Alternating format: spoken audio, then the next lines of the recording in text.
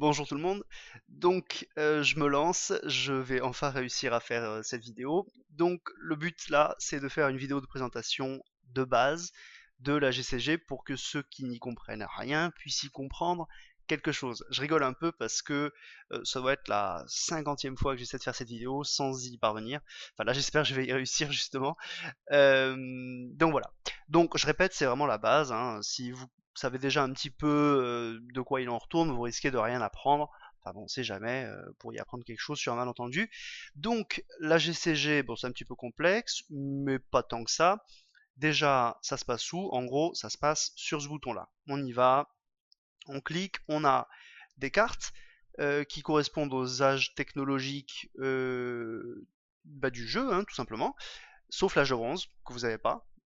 Ça commence à l'âge du fer, au Moyen-Âge, etc., etc., etc., en montant. Petite précision d'ailleurs, enfin petit détail, vous vous rappelez qu'à l'époque on disait âge de fer, sauf qu'en vrai, historiquement, ça s'appelle âge du fer, et dernièrement ils ont fait un truc sur le forum là pour corriger les coquilles, et certains ont dû le mentionner, puisque du coup ils ont corrigé. Alors, on s'en fout, c'est pas l'objet du truc. Euh, donc, la GCG, alors on va prendre une carte pas trop conquise, pour pouvoir y voir un peu plus clair. Pour commencer déjà, on va comprendre un peu le langage.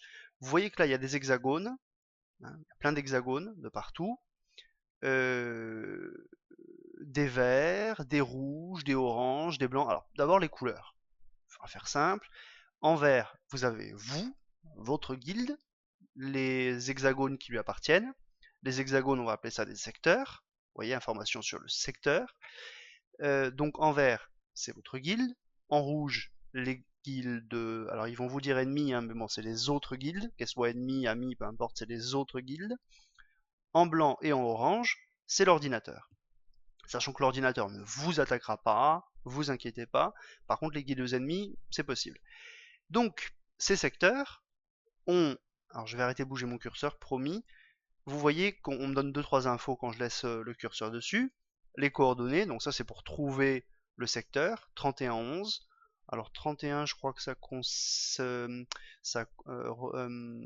blablabla, ça correspond ouais, au vertical, voilà c'est ça. Et 11 donc à l'horizontale, hein, voilà, donc pour retrouver les secteurs.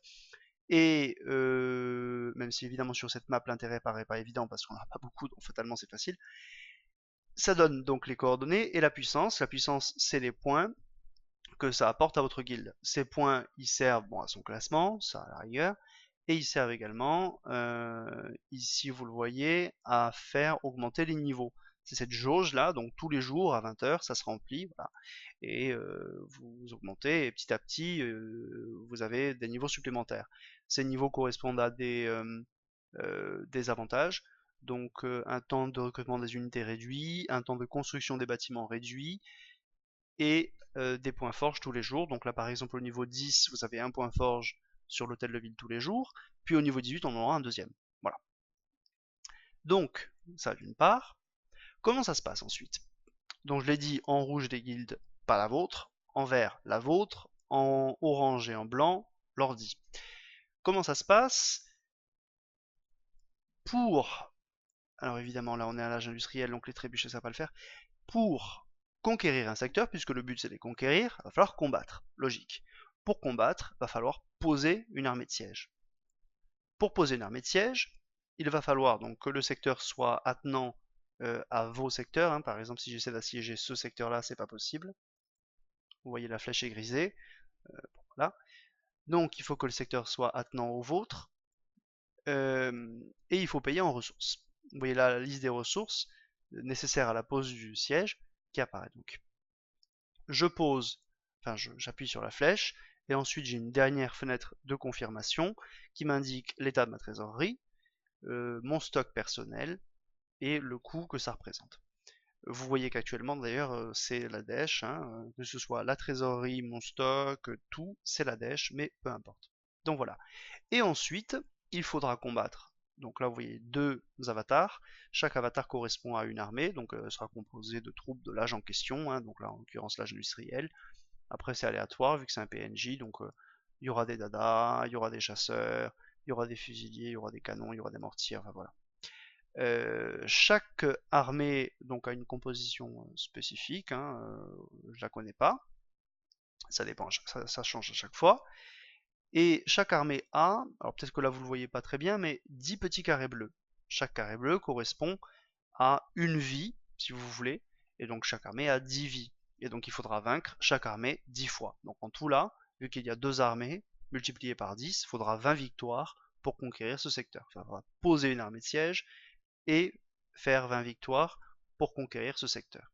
Une fois qu'on a conquis un secteur, il s'agit de le défendre, et pour le défendre, la première étape, c'est de poser une armée de défense.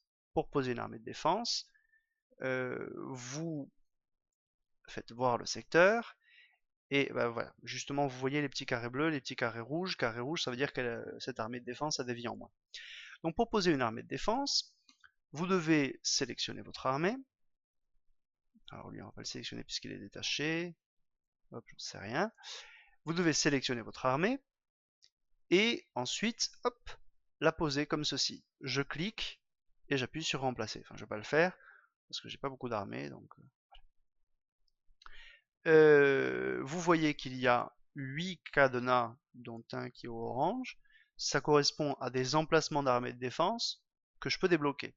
Donc en gros, je peux ouvrir le cadenas, payer et débloquer maintenant, et là, hop, les ressources sont retirées de la trésorerie de la guilde, et moi je peux y déposer une armée de défense. Donc en tout, il peut y en avoir 8. Donc au maximum, pour prendre un secteur, on doit faire 80 combats. Voilà. Ben voilà pour les bases. On a fini, on verra la suite dans une autre vidéo. J'espère que ça vous aura un petit peu avancé.